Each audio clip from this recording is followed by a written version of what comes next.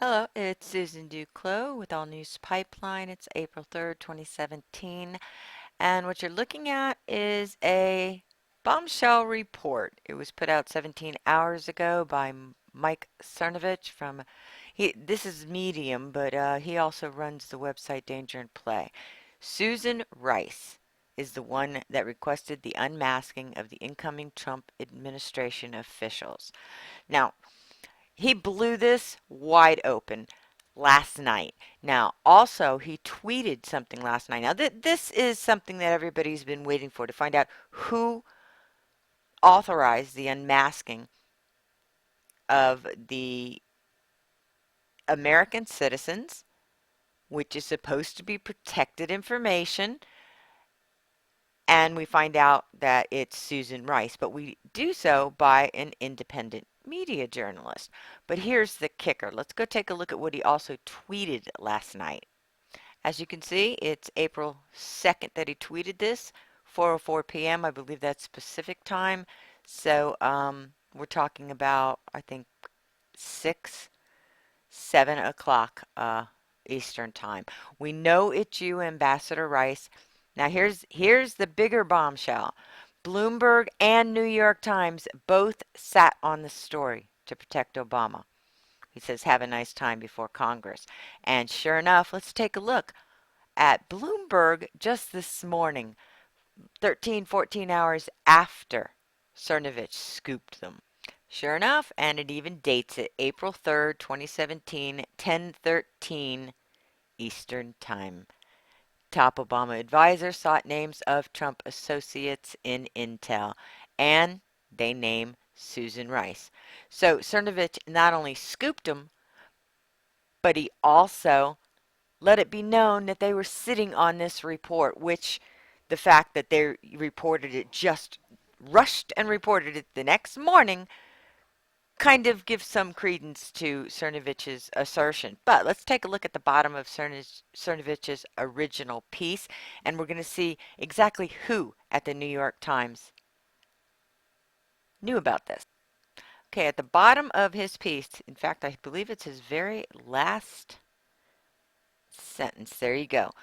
This reporter has been informed that Maggie Haberman had this story about Susan Rice for at least 48 hours, has chosen to sit on it in an effort to protect the reputation of former President Barack Obama.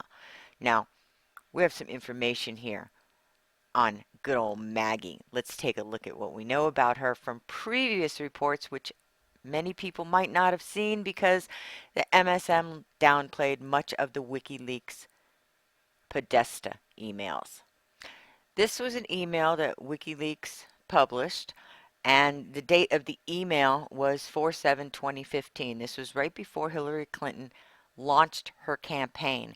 And what they're talking about is they had some private little get-togethers with a number, dozens of so-called, objective journalists, and whose name was on that list for the Podesta home get together? Well, let's take a look. Boom, Maggie Haberman. Okay, so maybe, she was just doing it as part of her job, but let's take a look at what these dinners supposedly were for, or these private get togethers.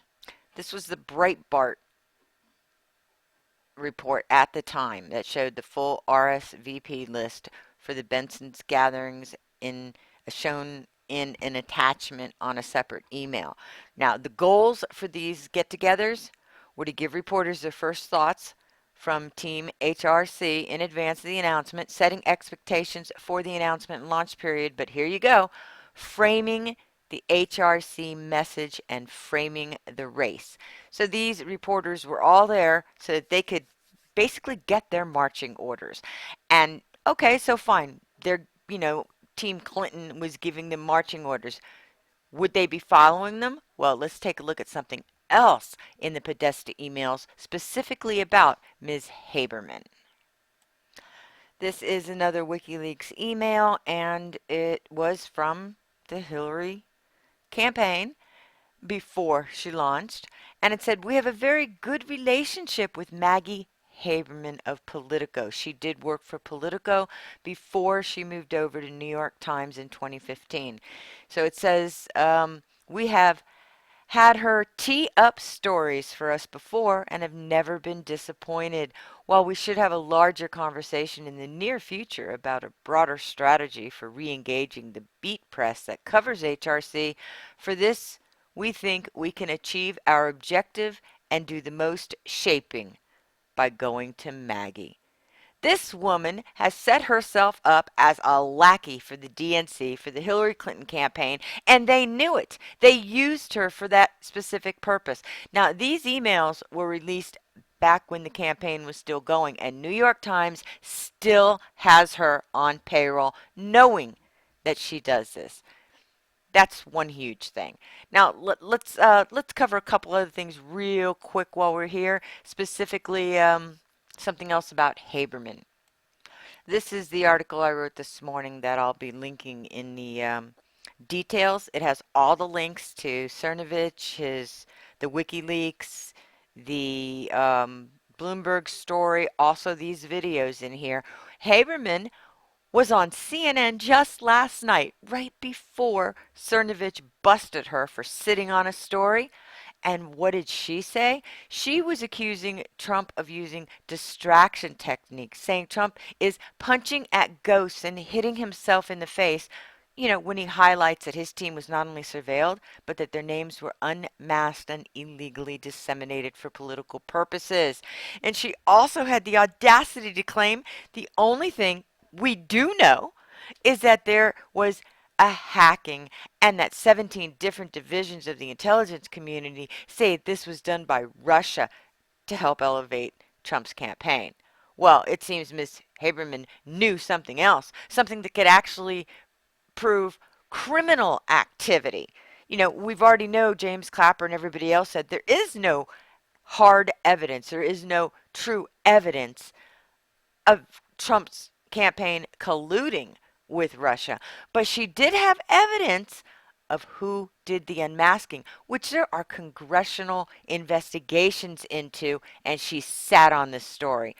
And just yesterday, she went on CNN to accuse, I think she's projecting. She's trying to distract, and she's projecting that onto Trump.